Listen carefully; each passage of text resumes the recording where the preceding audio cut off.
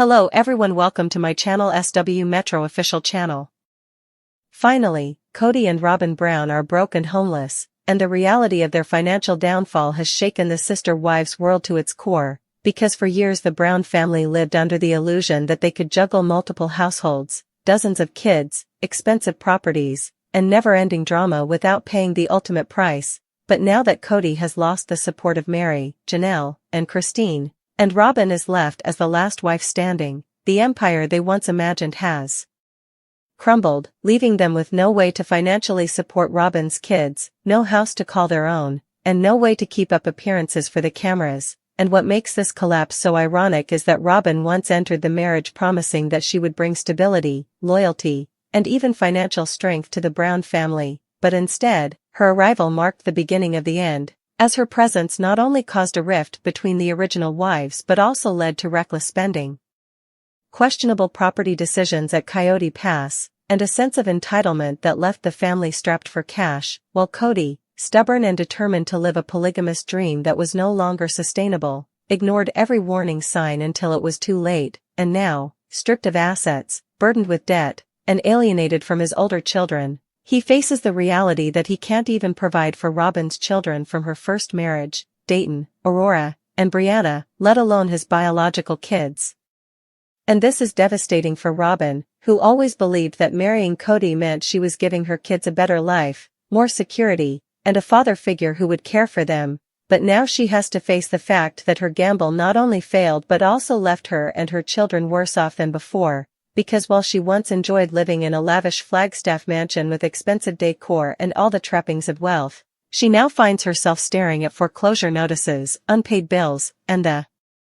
crushing realization that the money has run out, and fans of Sister Wives can't help but watch with a mixture of shock and vindication, since so many predicted this exact outcome when they saw how the Browns continually lived beyond their means, chasing after new properties, starting businesses that never took off, and pretending that television fame would sustain them forever. But the truth is that TLC paychecks can't cover the costs of failed real estate dreams, massive family expenses, and endless internal feuds. And once Christine, Janelle, and Mary walked away, taking their support systems, energy, and even some financial contributions with them, Kody and Robyn were left isolated, facing the cold reality that two people alone can't uphold the fantasy of a plural family lifestyle, especially when one of those people, Kody, has burned nearly every bridge he had, both emotionally and financially, and as word spread that the couple is broke and effectively homeless, unable to keep up with the expenses of their Flagstaff home or pay for their children's needs, questions began swirling about what Robyn's next move will be, because for so long she claimed she wanted the family to stay united, to keep the dream alive, and to show her loyalty to Kody above all else, but now she has to wrestle with whether loyalty is enough when it means sacrificing her children's well-being. And critics have pointed out that she could have anticipated this outcome if she had been more willing to compromise with Christine, Mary, and Janelle instead of clinging to Kody as though he were her only lifeline, because in the end, Kody was never as stable or financially savvy as she pretended, and his ego-driven decisions, like holding on to Coyote Pass despite obvious financial strain, or alienating Mary and Janelle who might have helped manage money more wisely, have left them destitute. And while some fans feel a twinge of sympathy for Robyn's kids, who did not ask to be dragged into this mess, most place the blame squarely on Kody and Robyn for failing to prepare, failing to downsize, and failing to recognize that the days of extravagant spending and fractured relationships were numbered. And now, as rumors swirl that Kody and Robyn are selling off personal items, skipping out on bills, and possibly even relying on handouts or help from outside family members, the image of the once proud patriarch has been shattered, because here is a man who once declared himself the head of a vast household, a leader, a visionary, but who is now reduced to struggling to put a roof over his family's head, and it is no wonder that the other wives are watching from afar with mixed feelings, since Christine is thriving with David Woolley, Janelle is focused on her detox journey and new ventures, and Mary is carving out her own independence, while Kody and Robyn's downfall plays out like a cautionary tale of greed, pride, and misplaced loyalty, and the saddest part of it all may be that the children, particularly Robyn's kids, are the ones paying the price for their parents' poor decisions, facing instability and uncertainty when all they ever wanted was love, support, and security, but instead they got chaos, fractured relationships, and now poverty. And as the public watches this once high-profile family lose everything, the conversation has shifted to whether Robyn will finally see the truth, that Kody was never capable of carrying the weight of her children's futures, or whether she will double down, cling to the fantasy, and continue to blame everyone else for their misfortune, because in the end, the collapse of Kody and Robyn's financial stability isn't just about money, it's about the consequences of arrogance, denial, and a refusal to adapt, and unless they find a way to reinvent themselves, accept accountability, and start from scratch, the Brown story may end not with the dream of plural marriage thriving but with the harsh reality of eviction notices, bankruptcy filings, and a fractured legacy that proves once and for all that the lifestyle they tried to sell was built on shaky ground, destined to collapse, leaving them not as pioneers of faith or family, but as a cautionary tale of how ambition, poor planning, and unchecked ego can leave even the most televised family broke, homeless, and unable to provide for the very children they swore they would protect. Kody Brown and Robyn Brown, once the seemingly untouchable pillars of a sprawling plural family empire, have hit rock bottom, both financially and socially, and the consequences are as shocking as they are heartbreaking. After years of public scrutiny, extravagant property dealings, lavish vacations, and mysterious financial maneuvers, the Browns are now reportedly facing the grim reality of being broke, with their resources depleted to the point that they can no longer shoulder the financial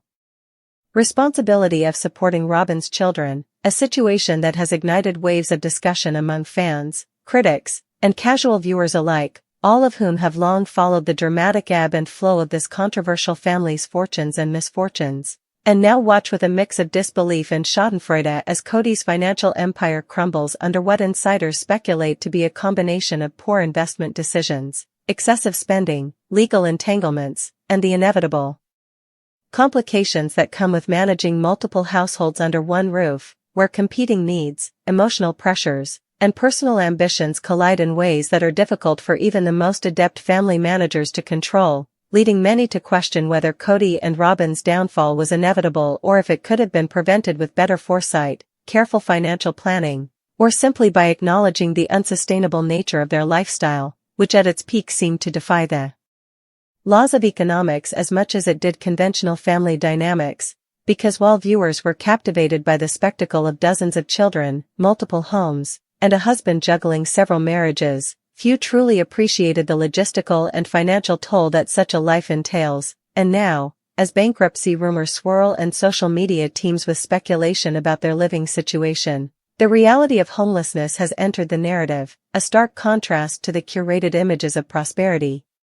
happiness, and spiritual fulfillment that the Browns have long presented to the public, and the psychological impact on Robyn's children cannot be overstated, as the young ones, who have grown up accustomed to a certain standard of living, suddenly face the insecurity of not knowing where they will sleep, how they will eat, or what stability they can rely upon in a household that now seems fractured both financially and emotionally, raising difficult questions about the responsibilities of parents who choose to have large families in non-traditional structures, and whether the pursuit of personal fulfillment, spiritual beliefs, or the desire for a public image of perfection should ever come at the cost of children's well-being, especially when financial ruin threatens to undermine years of careful upbringing and family planning. And for Kody himself, the situation is doubly humiliating, as he has long cultivated an image of a strong patriarch, capable of balancing multiple relationships with fairness, generosity, and spiritual integrity, only to have that image shattered as news leaks about his inability to provide even basic necessities, which leads to a broader discussion about accountability, both moral and financial, in polygamous households, and whether Kody's leadership, or lack thereof, has directly contributed to this crisis, particularly in light of past controversies surrounding the family's land dealings, coyote pass transactions, and the often opaque financial arrangements that have defined the Brown family's public persona. And critics are quick to point out that while Robyn has been painted as the savvy, ambitious wife who often seems to have Kody's favor, even she cannot escape the consequences of a financial structure that was never designed to withstand real-world pressures, especially as her children's needs grow and the costs of healthcare, education, and general living expenses mount. leaving Kody and Robyn scrambling to find solutions while simultaneously navigating the public spectacle that is inevitable when one's personal life has been documented and dramatized on a reality television platform watched by millions. And the irony is palpable. The same cameras that once captured their triumphs, celebrations, and carefully choreographed family moments are now chronicling their struggles, financial mismanagement, and the looming possibility that Robyn's kids may face hardships their parents once promised to shield them from, and this has triggered a storm of online discourse, with some fans expressing sympathy and concern, others assigning blame squarely on Kody's shoulders, and yet another faction gleefully dissecting every decision, expense, and lifestyle choice that led to this point, revealing a broader societal fascination with the rise and fall of reality TV families, particularly those who present themselves as paragons of morality, spirituality, and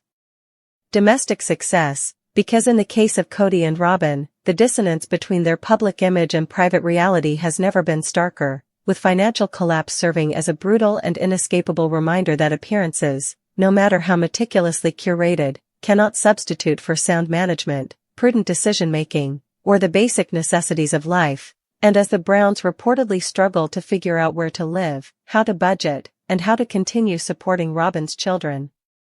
observers cannot help